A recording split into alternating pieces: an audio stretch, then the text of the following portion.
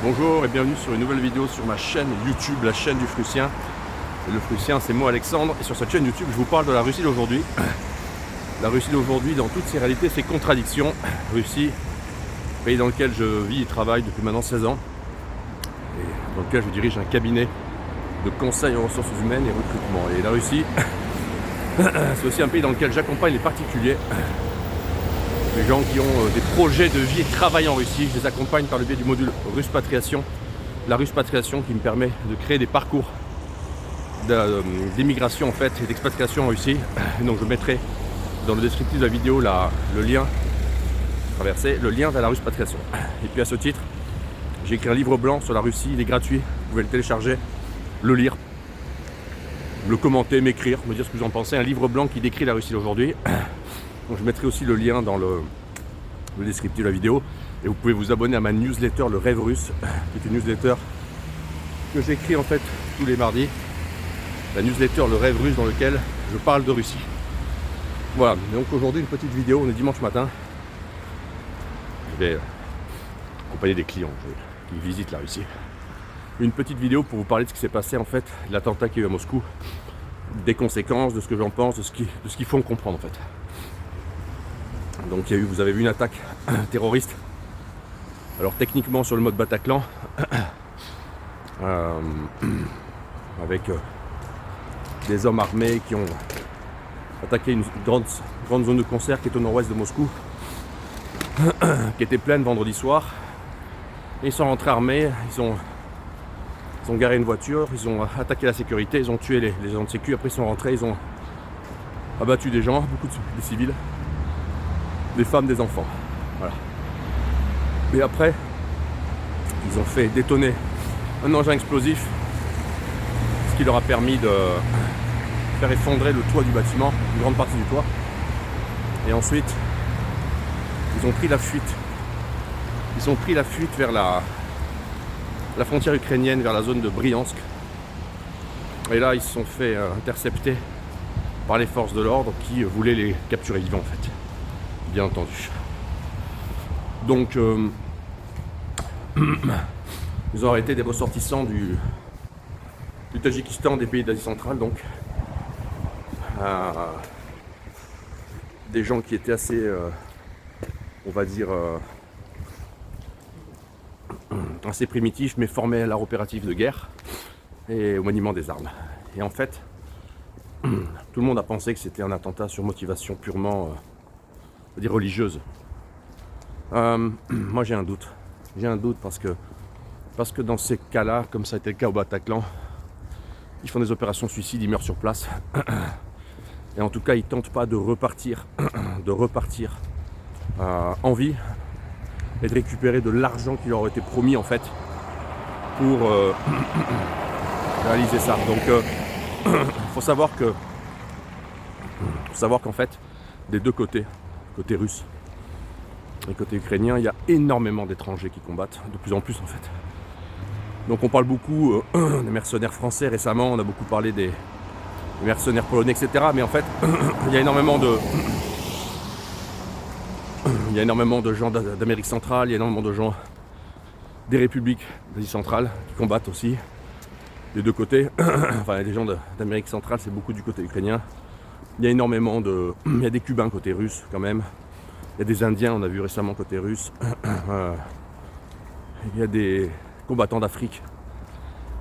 Et quand même, évidemment, vu que l'Ukraine est devenue un entrepôt d'armes à ciel ouvert, bien évidemment que tout un tas de structures terroristes internationales, grand banditisme religieux, terrorisme islamique, etc., des structures qui sont là-bas, premièrement parce qu'il y a de l'achat d'armes à faire, du trafic, et que donc les armes livrées à l'Ukraine, qui est un entrepôt à ciel ouvert, vont se retrouver partout dans le monde. Ça commence, on l'a vu en Palestine avec Israël notamment et le Hamas, mais surtout il y a des gens qui s'entraînent à se battre en fait. Donc vous avez surtout des gens qui s'entraînent à se battre, et par conséquent vous avez des combattants à peu près partout qui s'entraînent à se battre et qui sont mercenaires, des gens achetables et des gens qui sont facilement retournables. Et donc là, plausiblement, vous avez des combattants d'Asie centrale qui ont une brèche de sortie du territoire ukrainien. Donc ça c'est, moi je pense que c'est assez bien coordonné quand même avec une organisation plus large. Et qui ont déjà avoué que oui, ils ont fait ça pour de l'argent. Et que donc ils ne comptaient pas mourir sur place. Mais donc par conséquent, moi je pense que ça veut dire que tout le monde a dit en Europe, ah c'est l'Émirat islamique qui a revendiqué. Et depuis quand l'Émirat islamique il revendique des actions terroristes avec des combattants qui sont payés 5 ou 10 000 euros, qui tuent, prennent leur billet et après qui repartent chez eux combattre. Non, ça marche pas ça. On n'a jamais vu ça. Et la vérité c'est que de montrer du doigt l'Émirat islamique, ça permet de ne pas permettre aux uns et aux autres de montrer du doigt un autre sponsor, un autre parrain, un autre organisateur. Et moi ce que je crois c'est que l'organisateur il est plutôt du côté ukrainien et donc il est plutôt du côté occidental. Voilà. Et donc je pense que le but c'est de déstabiliser le premier mandat Poutine, les premiers jours du mandat Poutine, et de faire entrer la peur en Russie en disant aux Russes, voyez, vous n'êtes pas en sécurité. Voilà. Et donc en Russie, on est habitué à beaucoup de terrorisme. Il y a eu beaucoup de terrorisme en Russie, historiquement. Et le pays est en guerre depuis 2 ans. Ça semble assez incroyable qu'il n'y ait pas eu plus d'attentats. Il y a eu beaucoup d'actions terroristes qui ont été prévenues. Il y a eu beaucoup de cellules démantelées. Il y a eu beaucoup d'arrestations. On se rappelle qu'il y a quand même eu l'assassinat de Daria Dugina. On se rappelle qu'il y a eu une tentative d'assassinat de Zakhar Prilepine. Donc il y a eu quand même des actes terroristes. Mais beaucoup ont été prévenus. Et celui-là, malheureusement, il n'a pas pu être prévenu, il n'a pas pu être empêché. Et c'est horrible parce qu'évidemment, c'est tuer délibérément des civils. Voilà. Et la vérité, c'est que le gouvernement ukrainien et ses périphéries radicalisées, eh bien en fait, ils ne sont pas en guerre contre la Russie. Ils sont en guerre contre les Russes. Ils sont en guerre contre les Russes et contre le monde russe. Les habitants du monde russe. Voilà. Et c'est la grosse différence avec la Russie. Parce que la Russie, elle n'est pas en guerre avec les Ukrainiens. Parce qu'elle considère que les Ukrainiens appartiennent au monde russe. Elle est en guerre contre la structure qui gouverne, qui a pris le pouvoir en Ukraine et qui d'Ukraine attaque le monde russe. Donc c'est l'énorme différence. Comment les gens réagissent ici? Calmement. Les gens, ils sont... les Russes, ils ont l'habitude de ça. Ils savent, ils ont compris qu'ils sont en guerre. Ils ont compris qu'en en face leur veut du mal. Voilà, je vais vous montrer un petit peu devant la station de métro. Vous allez voir derrière moi les affiches. Voilà. Avec une phrase. Voilà les affiches. Vous voyez l'affiche géante là, et derrière l'autre. Voilà. Où il est écrit. La Russie devient toujours plus forte dans les moments difficiles. Devient toujours plus forte dans les moments difficiles. Ça a toujours été comme ça et ce sera le cas aujourd'hui. Ce sera le cas avec ce qui vient de se passer. Donc en gros, voilà.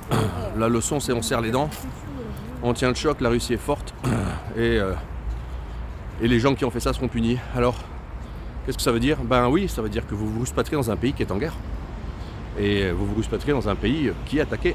Donc, faut le prendre en compte. Mais en fait, je pense que beaucoup de gens l'ont pris en compte. Les gens qui m'écrivent en me disant surpris, mais il y a du terrorisme en Russie. Il y en a beaucoup moins qu'en Europe, en temps normal. Mais là, la Russie est en guerre. Donc là, il y a plus de danger. Enfin, plus de danger. Il y a un danger terroriste existant. Il est évident que je pense que les autorités vont maintenant énormément renforcer, serrer, etc. Et qu'à l'avenir, ce sera comme ça. Et je pense qu'il y aura beaucoup d'autres actions terroristes qui vont être déjouées.